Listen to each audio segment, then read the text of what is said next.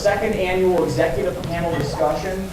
Last was almost 8 months ago, I believe it was, we had an event talking about the economic status of the St. Louis region, kind of in general, for some key senior executives and owners of some really large companies in town. And very excited about the topic today. It's the economic status of the St. Louis region, but with a focus on real estate and lending, which I'm sure is a big topic for all of us, whether you're in the industry or you just happen to own a house or trying to get lending for your business or so forth. So in a couple of minutes, we'll hand this off to Bernie Schweiss, and he's going to walk through and do the moderating here with our great panelists, and we'll be introducing everybody, these three great panelists that we have today. But in the Chaminade spirit, what I first want to do is just real briefly have everybody stand up and just do a little Hail Mary. Father, Son, Holy Spirit, amen. Full of grace, the Lord is with thee. Blessed art thou amongst women, and blessed is the fruit of thy womb, Jesus. Holy Mary, Mother of God, pray for us sinners, now at the hour of our death. Amen. A couple other brief items. I do encourage you guys to take some notes if you guys have some notepads. Also, what I handed out earlier, what was going around was this little flyer, which most of you guys, you should all have this. On the front talks about the event today, and on the back is the biographies of each of these great gentlemen here. We also have contact information, so for future events, if you guys want to participate in future events or have other ideas, please feel free to reach out to Jim Podolsky, who's done a great job coordinating this.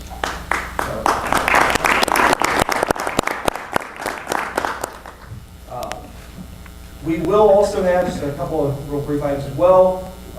We will have we want to talk about the golf tournament. Do you mind doing that now or afterwards? Now's great. Okay, just one moment and talk about the golf tournament, and then we're going to hand it off to the panel. All right, great. Thanks, Steve. Yep. I'm Steve Vincent, Director of Advancement, Class of '82.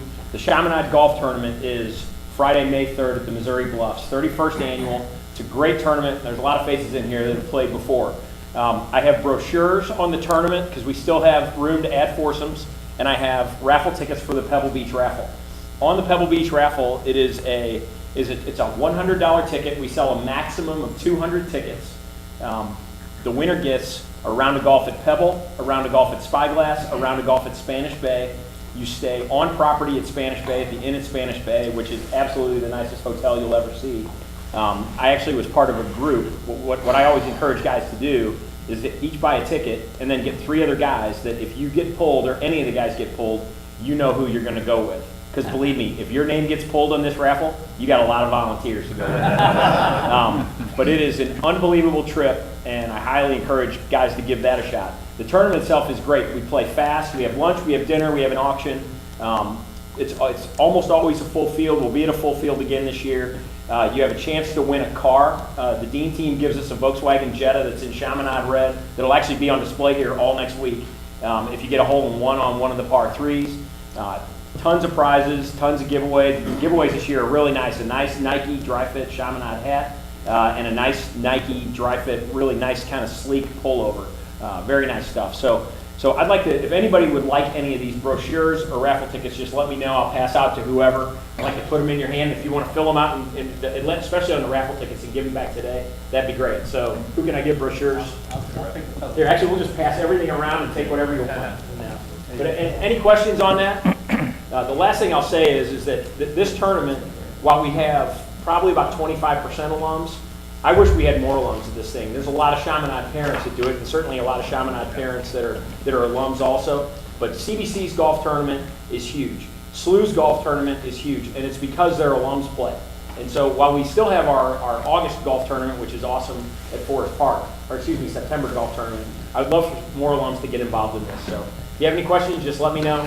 Thanks a lot. Hope you can make it. Thanks, Steve. By the way, one other thing I will say on the raffle. Sorry, on the raffle. Are you related to Ted Rosita? Bernie, I'd like to see you after the meeting.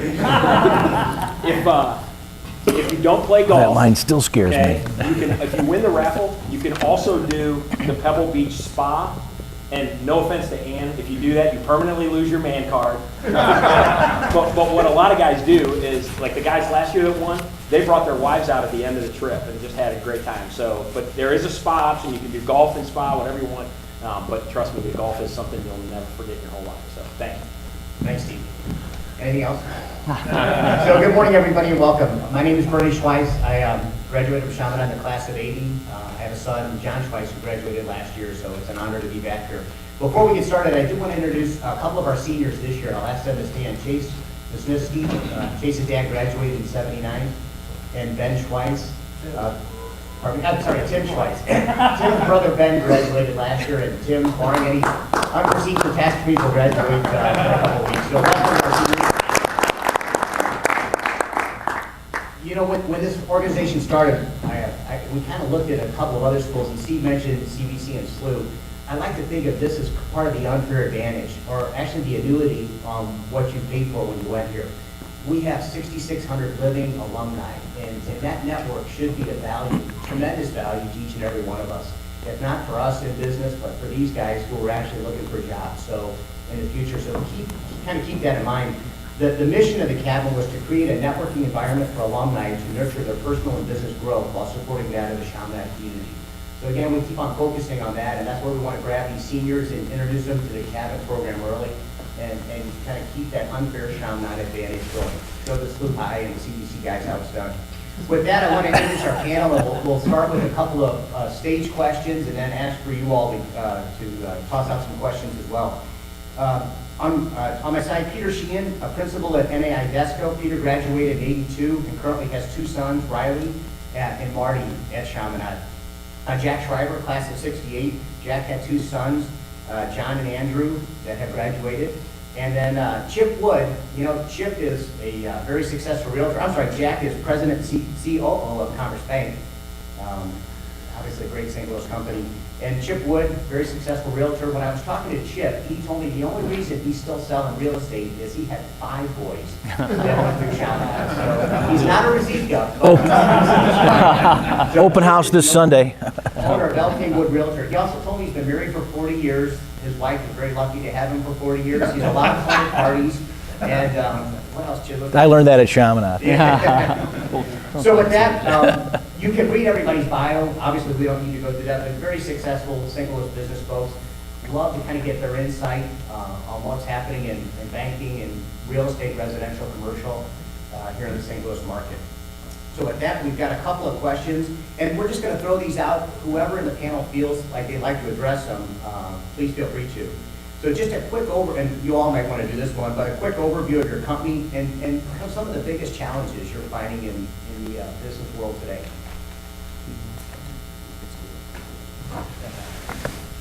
Residential real estate could best be described as the best of times and the worst of times.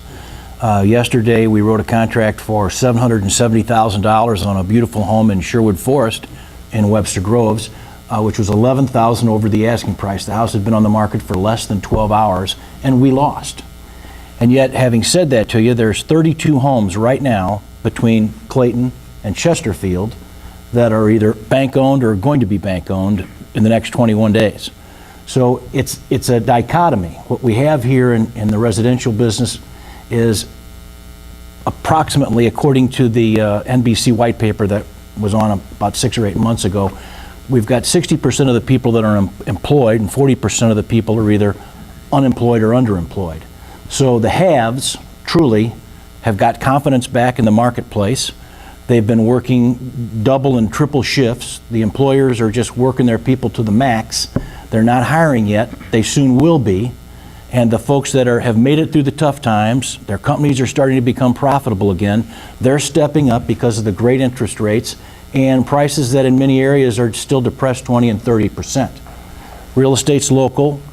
Each neighborhood is different. You can't blanket say that real estate is off 30% from its peak in 2007 when everyone believes that this began. My boys took over the residential real estate company about 2 years ago. I started a new company called LK Wood Realty Services, and what we're doing specifically is trying to help people stop their foreclosures, which, as I told you, there's 325 scheduled to be foreclosed on in just St. Louis County alone in the next 21 days. The biggest problem I have is reaching out and getting these people to talk to me and let me explain to them the benefits. 97% of the folks that are going to lose their home in the next 21 days have never even tried to sell their home. Either it's ignorance or embarrassment. Just very quickly, I don't mean to dominate, but you folks need to know this because you have friends and you have family members. This is not something that's poor people in cheap houses. This has worked its way up the economic ladder. Chesterfield, Clayton, it's foreclosures right now on the list. I can stop their foreclosure. I can keep them in their home for another 4 to 6 months while we negotiate the short sale. I can get them a complete release from their lender, and many, many times, one of our former Chaminade alums just got a check for $11,000 to help him relocate. Had he turned his back and just abandoned the property like most people are doing, he runs the risk of deficiency judgments, lawsuits, and of course the foreclosure on his record is much more punishing to him long term in being able to get a home. If you do a short sale, I can probably get you a 30-year fixed rate loan within the next 3 years. And the biggest problem I have is communicating this, getting this message out to people. So with that, I pass it on. Thank you. On that happy note.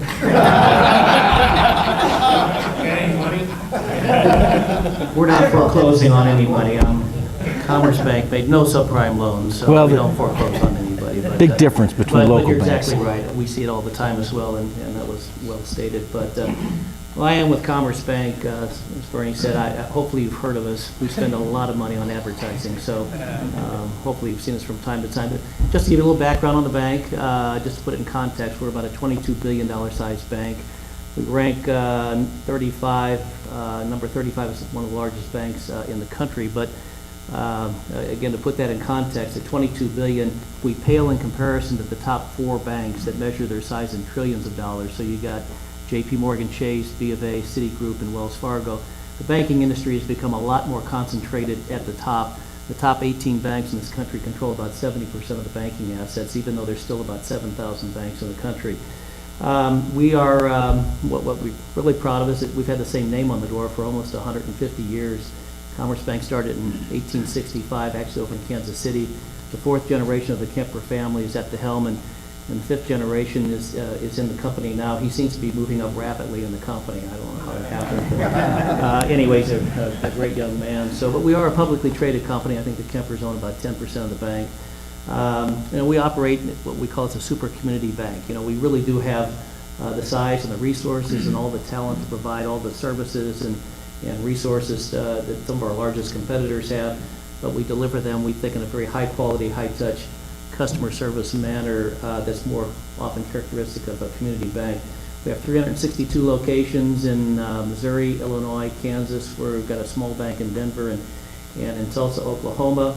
About a third of our business comes out of the St. Louis market. We're both in the consumer and the commercial business. And this is in my bio, one of the things we're most proud of. Well, one of the things we're most proud of, we took no TARP money, didn't need to. We're one of the best capitalized banks in the country.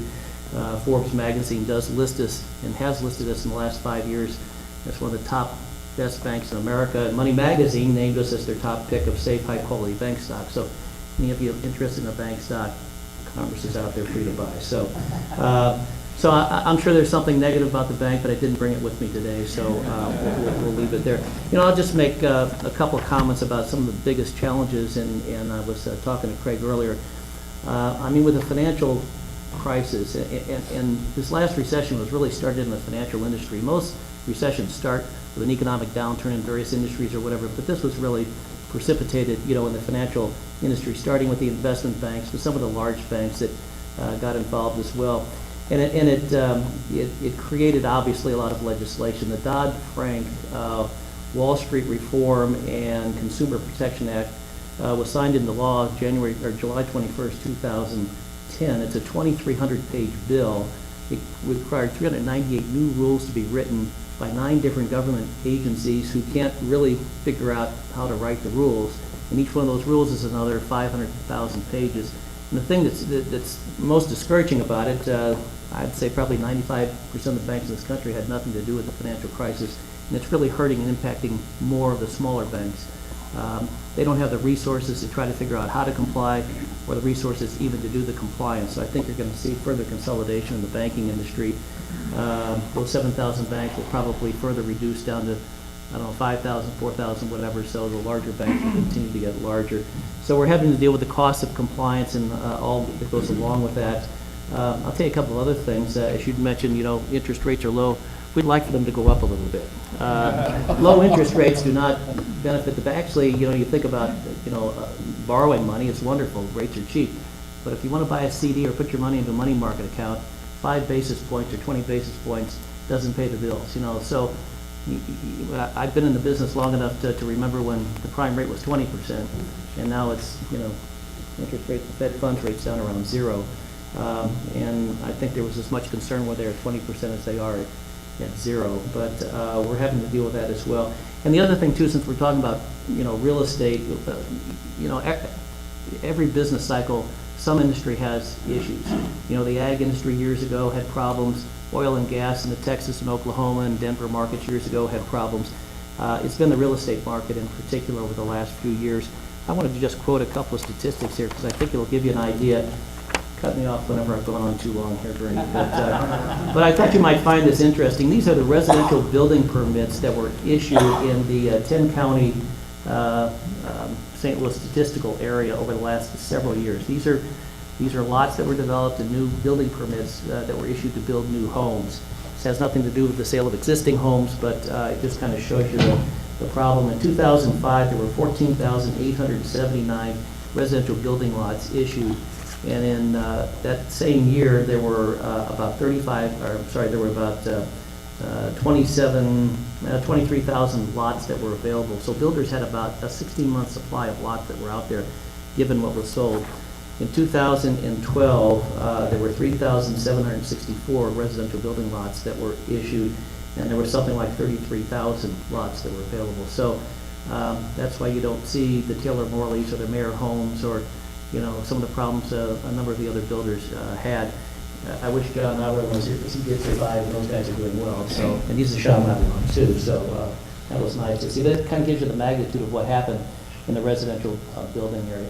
Peter, I'm sure, will probably talk about office and industrial and what have you, but this is, it is improving. The number of lots in March 2013 that are available for sale was 27,000, and there is an improvement in terms of sales. So I think we're seeing some improvements out there at the moment, and maybe some recovery, but it's taken a long, long time. And there's been a lot of pain that goes along with it. So those are the things that we're dealing with in the banking industry at the moment. So Thank you, Jeff. Hi, I'm Peter Sheehan, and I'll apologize if I sound like Mr. Haney from Green Acres. I've been fighting a cold this week, so I apologize in advance. Our company is called NAI Desco. We've been around for about 13 years right now, and we're a third-party commercial real estate brokerage firm. We currently have about 21 brokers in our office, 4 of which are Chaminade alums. Where's Bill? Bill Barnes is one of ours, and my cousin John is one of my partners, and then John Schuff as well. But we mainly focus in office, industrial, investment, and retail. And we do third-party brokerage only.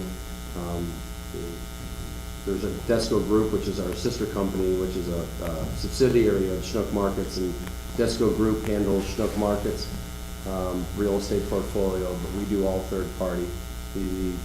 The thing that's common among those, the Schnook family is our partner in our company, and they're great partners based upon their knowledge of real estate and general business. But they've been our partner from the get-go. Our NAI portion of our company is the network that we belong to. We've been with NAI for 12 years, and NAI is a network. If we have a client that needs business across the United States or actually anywhere in the world, we can provide you with brokerage services for that. But it's a part of our business. But that's the name of our business. Our biggest couple challenges that we've run into most recently is the uncertainty of the market. Last year was a year that we were just starting to come out of the recession. Everything was going well, and we were having a record year. And then the fall hit, and then it seemed that everyone was kind of waiting for the election to happen before they made some decisions on their real estate. And then when the election happened and the results happened, everyone said, well, we're not going to do anything right now. It wasn't the outcome that they were hoping for. So what we've seen right now, with the uncertainty of the market, people aren't moving to do deals quickly. The deal process has become longer and longer. No one understands what the tax codes are going to mean to their company. So what we've seen in the last, since November is people pulling back, sitting back, waiting to see what's going to happen with the political atmosphere. So it's affected our business quite a bit, and I don't know when that will change, but it certainly has affected our business pretty dramatically. Probably the second biggest thing that's been a challenge for us is the financing market.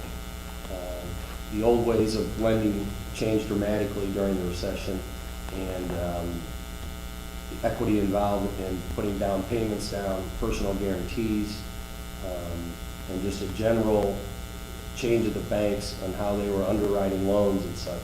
So it's had a great effect on businesses around the market, and I think that will continue to be a challenge as we go forward.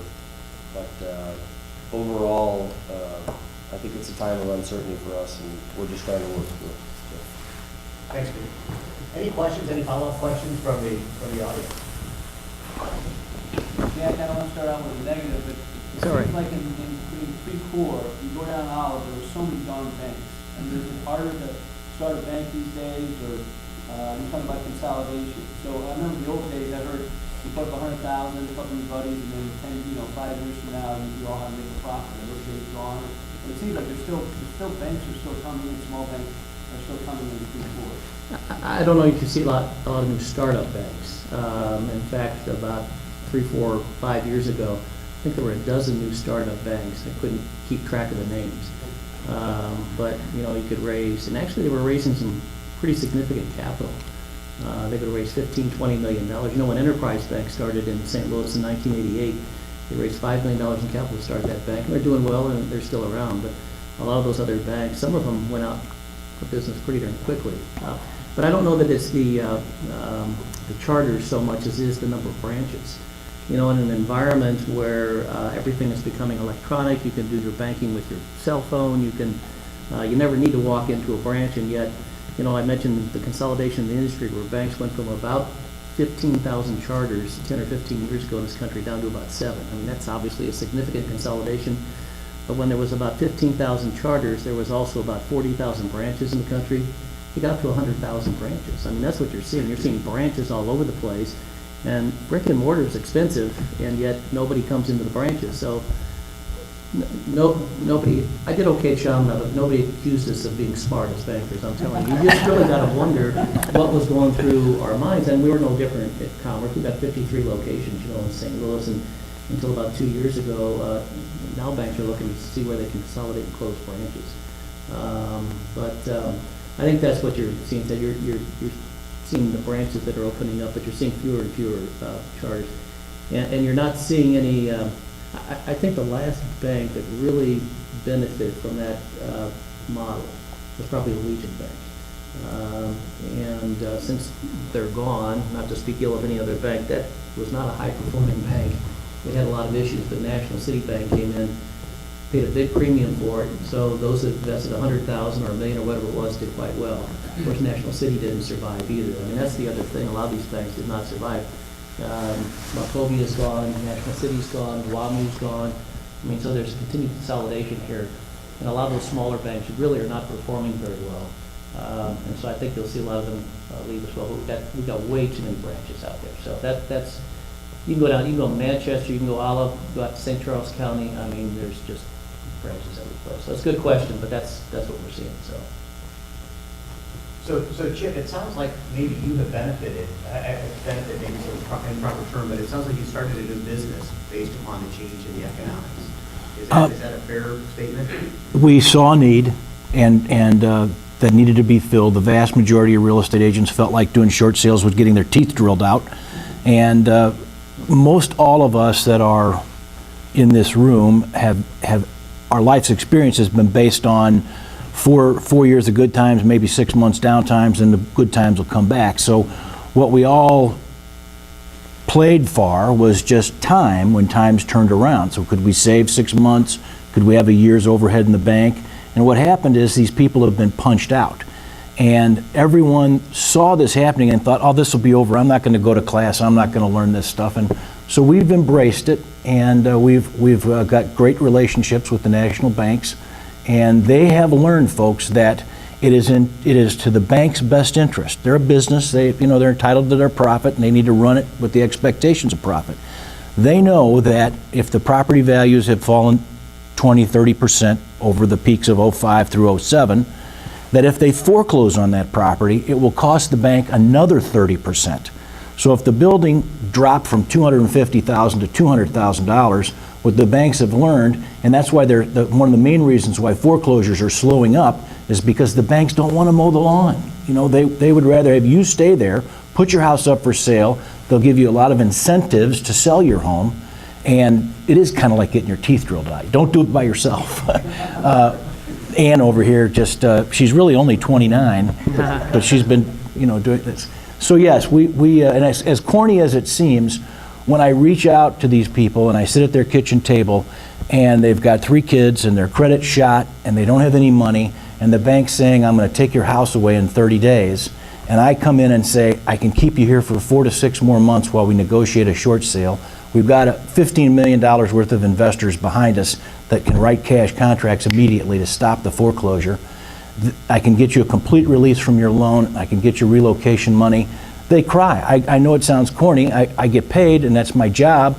But I got to tell you, I go home and I feel like I'm making a difference. These people are so glad that I'm there and that I'm helping them, and it's great. Yes, sir. How do you get compensated?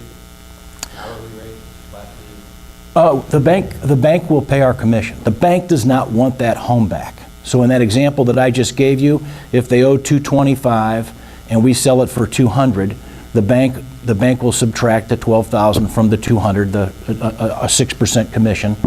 The owner of the home pays nothing. So we have to find a tough spot, we can just say, I'll bring someone in and offer for free. It's of no cost. There's no out-of-pocket expense.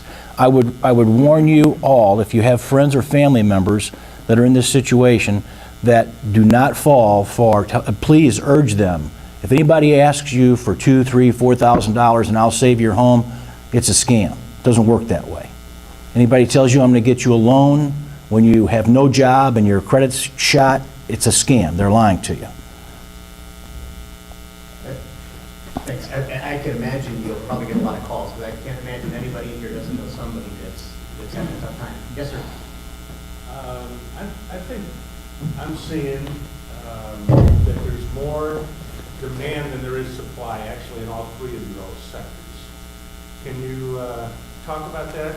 I heard a story yesterday in residential where, well, you just talked about it, where somebody bought a house in 12 hours at more than $11,000. 6 contracts on that property. Peter, on commercial, that because there's no new inventory, commercial office jobs and even industrial, so it's tending to be a landlord market. And then, of course, banking and people wanting loans, and even though there's money out there, the banks are tougher to lend the money. And could you address the supply-demand issue that I hear is out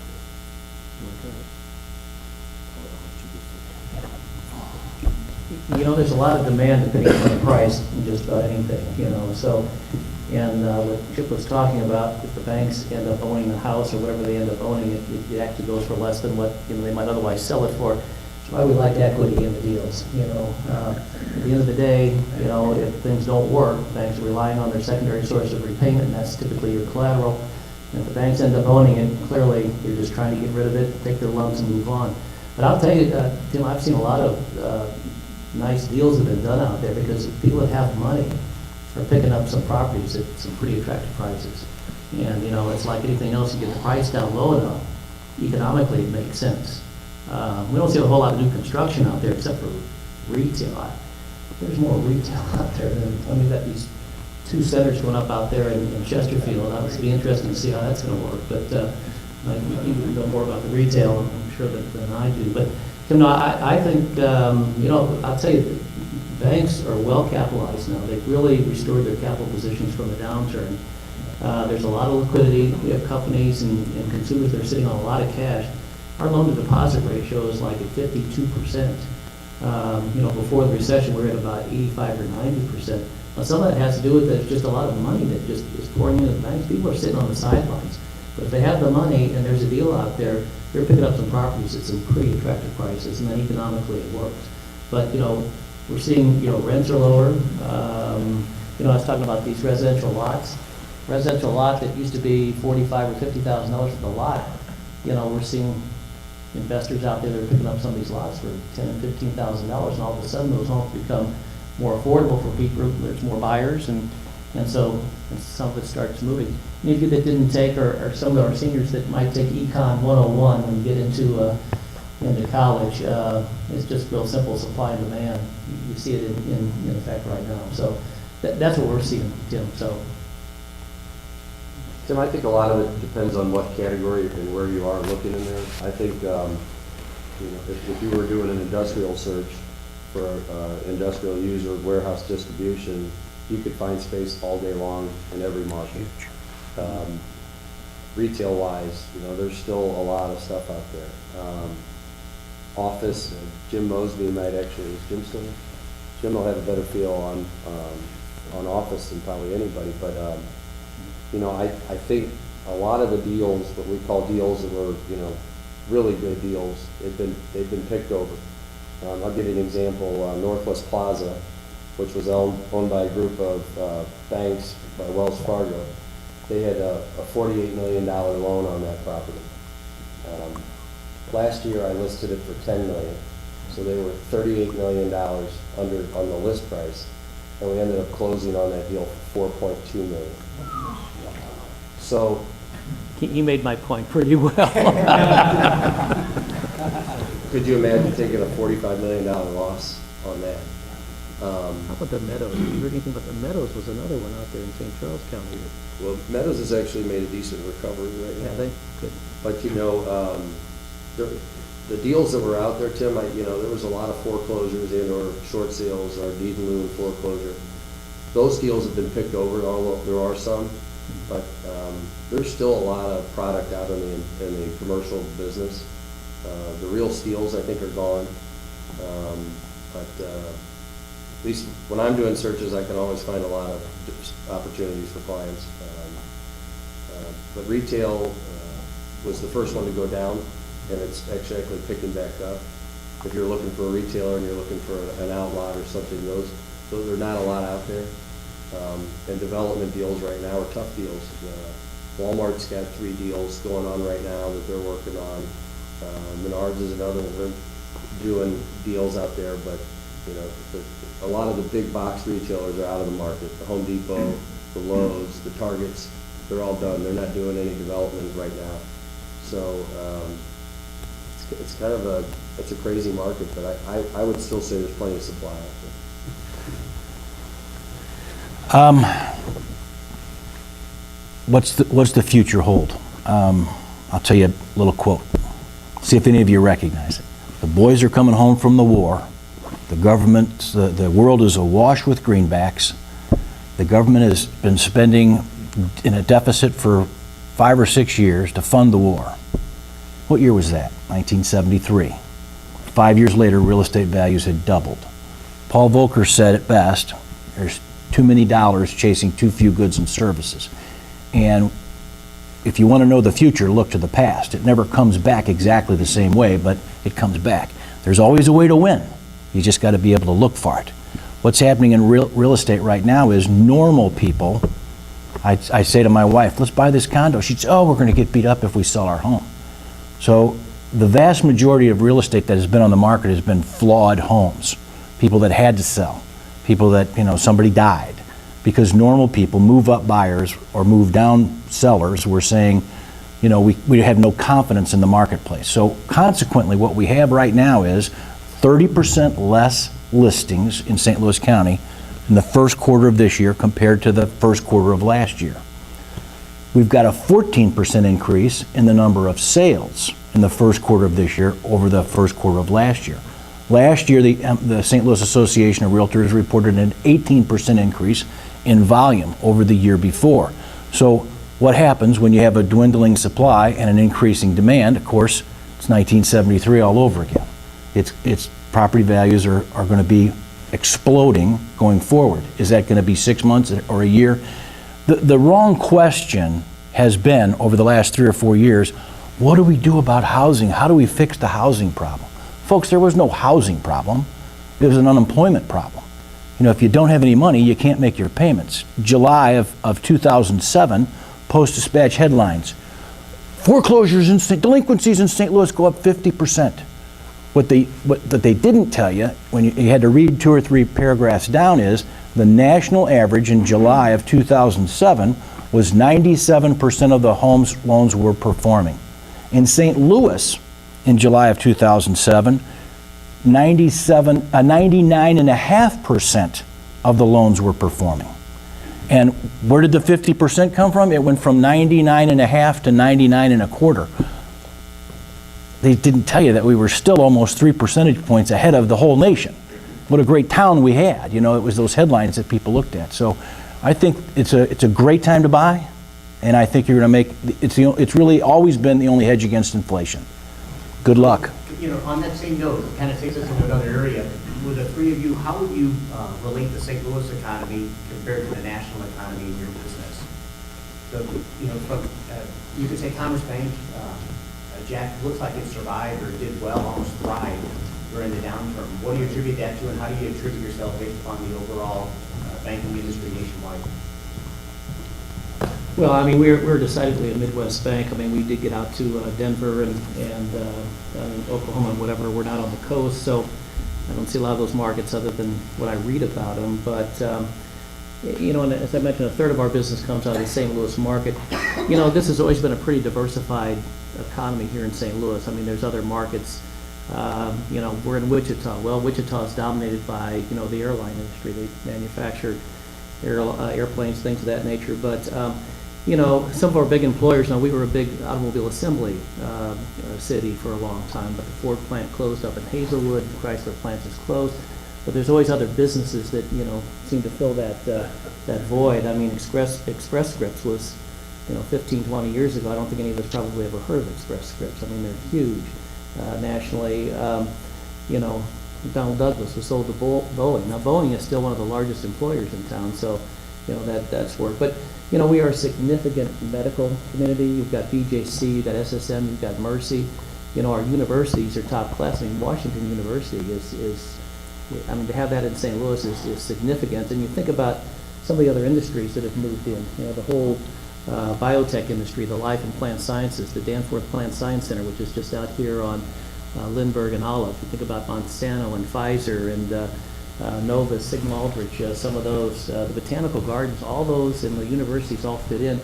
So, you know, in my career of 39 years, I think about, I went back and took a look at some of the customers that I used to have several years ago that just no longer exist. I mean, Rexall was here in town, and Medicare Glazers. Actually, I used to handle the St. Louis football Cardinals. They're gone too. But it was interesting for a while. But, you know, there's always somebody that comes in and takes its place. I mean, Cortex, which is a 240-acre development down off of Forest Park Avenue in Midtown, you know, that is home to a lot of mid-stage biotech firms. So things change, as I've noticed, obviously, over time, and where some businesses leave, get sold, go out of business, others come in and take their place.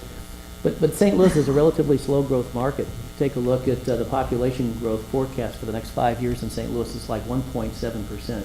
You go to a place like Nashville, and it's more like 7%. Obviously, the Texas markets are all doing well, you know, Dallas, Houston, and what have you. But again, St. Louis is very diversified in terms of its economic base, and as I say, as some businesses move out, others kind of come in and take their place. So, you know, I'm optimistic about it, and I think the fact that it's diversified among a lot of different industries, you know, sort of keeps us well. So, I mean, that's what we're seeing at the moment. Peter, on your side, how you look at this market compared to the rest of the country? Well, excuse me. It's interesting, Bernie, you know, I think our biggest challenge here in St. Louis right now is the county and the city status. The disconnect between the two is really hurting our economy. It continues to be a problem all there, whether it's the China hub, Cortex, retailers coming in. there seems to be so much political infighting and politicians looking to take credit for who's doing what. So when people come here to St. Louis, you know, and they're looking for a big distribution center, or they're looking to do retail, ground here in St. Louis is still very expensive. It's higher price than other areas to get the incentives. You know, the incentives are harder to get. I'll give you an example. Our company has the Chrysler plant listed, and we are working with Nebraska Furniture Mart, which is about 400,000 square foot retailer. They do about 200 million in sales a year. They're in Kansas City, and we had them teed up on the deal. And all the politicians were fighting to get it, and who wanted to take credit for it, as opposed to saying how we get it. The governor of Texas came in, flew to Nebraska, said, I'll give you $10 million to come here, it's yours, done. 2 weeks, he stole the deal. While we had months and months to go ahead and try to make something happen with them, someone came in, they're more aggressive. So when you're competing for business, you're not competing, you know, just for the Midwest, you're competing nationally. From a retail, excuse me, from a retail standpoint, people are coming here and they're looking for real estate, and they're saying, oh my gosh, you know, your real estate's so expensive. I can go to Albuquerque or Nebraska or wherever, get ground for half the price, and I have incentives to go to. So, you know, we're just not competitive, and we don't seem to be on the same page. I think our biggest challenge that I see from a St. Louis standpoint is getting these politicians to come together and work together in a bigger picture. You know, we have the Rams issue going on right now. Are they staying downtown or are they going to the county? Maybe we're too competitive, the county versus the city. Well, it is, and there's a disconnect there. And I think they're working on some of those, but, you know, we have to get together as a community, not just St. Louis or St. Louis County, but on a larger level. How are we going to go out and attract businesses? What's the incentive plans? Until we kind of get that disconnect done, I think we're going to struggle competing with other communities, you know, across the United States. Yes, sir. Any inside information on IKEA? My wife would like to. I think all of our wives would like to know. IKEA is definitely looking in the market. The closest open store is in Chicago, and they just announced a deal in Kansas City. They were looking at a deal on Hanley, pulled out of the deal, and the rumor is right now they're going down in the Cortex area, down at Van Deventer and Forest Park Avenue. And I think it's a pretty accurate rumor, but I don't think you'll get anyone to admit to that location. Yes, sir. I was curious, you mentioned the city. I'm wondering, the downtown area, the loft area, we're filling it overbuilt a few years ago. I'm wondering how the health of that's doing and the office space environment downtown. Any comments on that? Yeah, I was with the McGowan brothers, are one of the larger developers down in Washington. I was with Tim and Seamus last week, and they're full. You know, there's a lot of renters down there that can't afford to buy. So the majority of their lofts are full. I think they're in the 90s on occupancy. Their concern is, you know, over the next few years, if the economy recovers, a lot of those renters are going to be moving out to the county. It's typically a younger person living down there. But I'd say the lofts overall have been a very successful project. And that brings another thing, you know, the historic tax credits, they were working those. They really drove that business down there. Politicians now are saying we're taking them back. So that really, you know, created a lot of activity down there. And now if we're taking that away, I don't know if you're going to see the lofts continue to grow down there. From an office standpoint, Jim, is it, what are we, about 18% vacancy in the city?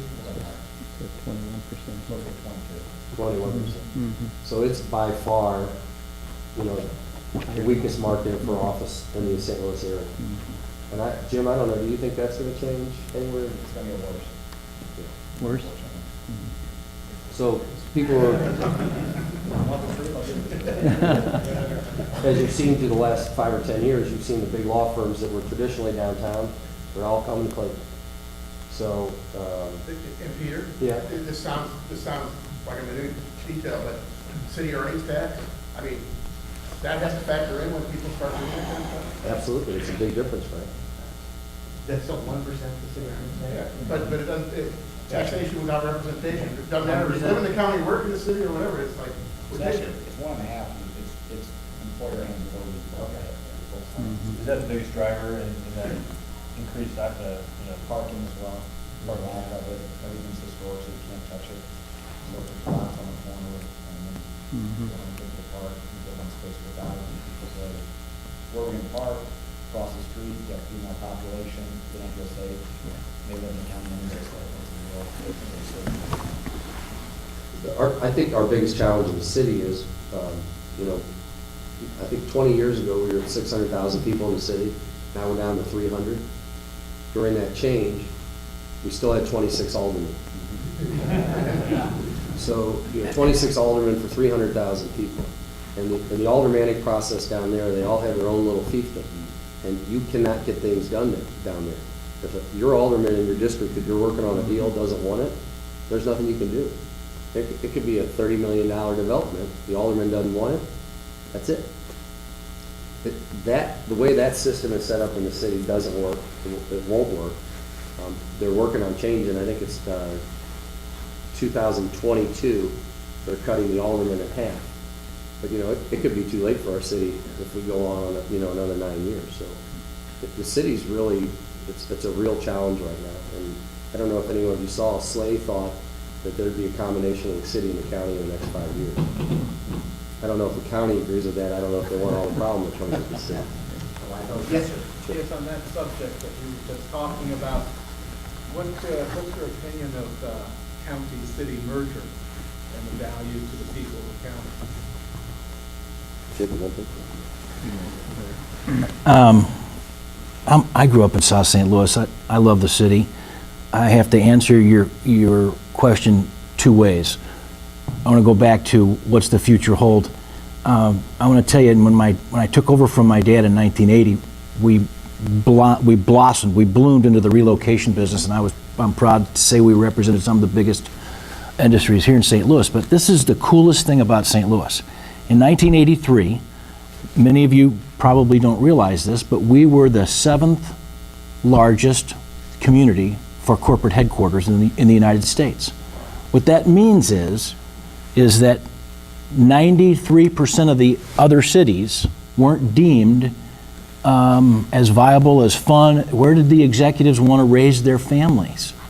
Quiet little St. Louis that was conservative and safe, and right under our noses, many of us who grew up here, we don't realize what we have here. It's a diamond in the rough. It's a fantastic town that offers this. Because of our proximity to the river, we're like the third or fourth most reasonable place to live of any major metropolitan area in the whole United States. Our housing is like 18% of our average income, compared to like San Francisco, California, it's 40%. Our food, and I have to tell you this, being involved in the relocation business, I've been in every major city, staying at those fantastic downtown locations where they have their relocations. Our food is fantastic. You can't get any better food than you get here in St. Louis. So you got cheap labor, cheap fuel, a relatively educated population compared to the rest of the United States, conservative. South St. Louis is the biggest oxymoron. Home of the conservative South St. Louis Democrat. Huh? Yep, that's what they are. It's the great place. It will always have a great future because of what we have going for us. So never lose faith. These problems will all go away. There's always a way to win. We just got to tackle them, and it'll be fine. With that, I want to be mindful of the time, so Jack, repeat the last comment, and then we'll turn it over to Steve to wrap up. I'm kind of with you. I mean, I think sometimes we're our own worst enemy.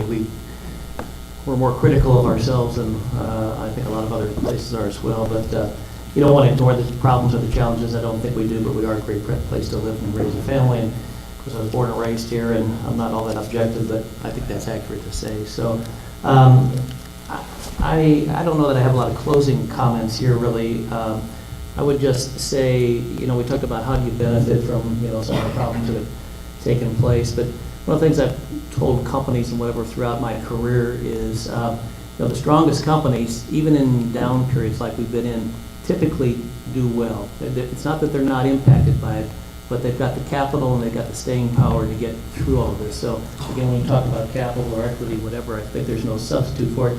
It's the same in our industry. There are a lot of banks that were very heavily leveraged, and they were concentrated in one business or another. A lot of the smaller banks are heavily invested in real estate. Well, when the real estate downturn comes, some of them just couldn't survive. And it's the same thing that's true for any other business, about either being concentrated or being too heavily in debt. So there's no substitute, I think, for having a balanced position, both in terms of the amount that you're borrowing and the amount of equity that you have.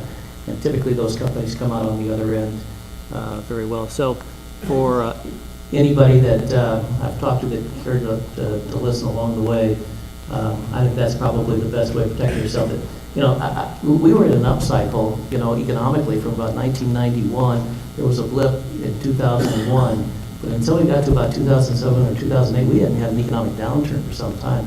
I'd say many of our young bankers had about 12 or 15 years of experience and never seen a down cycle. So they thought, well, I guess they did away with economic down cycles. It doesn't happen. I mean, we've experienced that, for sure now. So you just always have to be prepared for those times when that cycle turns down so that you can kind of get through it and move on. So I think those companies and most of our customers did a pretty good job of cutting back and watching their expenses and things of that nature, and they come out stronger, in the end. It's amazing what you can do without, when you really have to. And I think a lot of them have done a good job. So anyway, just an advice for anybody that's out there trying to run a business or even a household. It goes for consumers as well. So.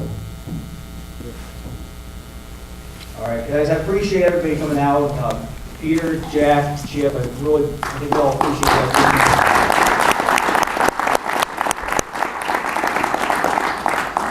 I think we've all learned some interesting facts and got some great ideas today. I do want to hand out some thank yous to each of our great speakers. So what we have, Chaminade have been kind enough to provide these gifts. For each of our speakers, we have a $50 gift card to Brick Tops just down the street. So there you go. Absolutely. And then also, if I could have a volunteer, somebody, what we have is a shirt. Earlier we had people put their business cards in here, so. All right. I'll pull mine. Can't be a receipt. Yeah. That's all that's in there. We've got Jack Dwyer.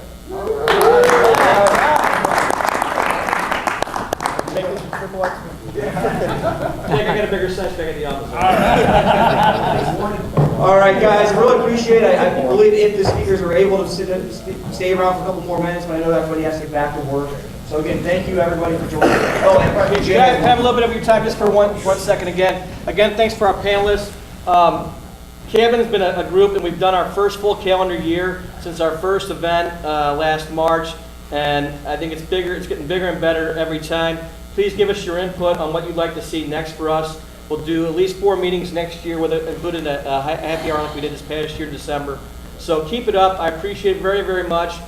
Next Thursday, we do our Ethics in the Workplace seminar with our seniors. Chase and Tim will be there. Many of you have signed up to be part of that. We could still use more folks. The morning is an ethics workshop, and then in the afternoon it's more career opportunities where you talk with the kids about what you actually do in business. If you'd like to participate, just let me know. I'll send another email out to you guys tomorrow, and I'd love to have you help with that workshop day. Thanks again, guys. I appreciate it.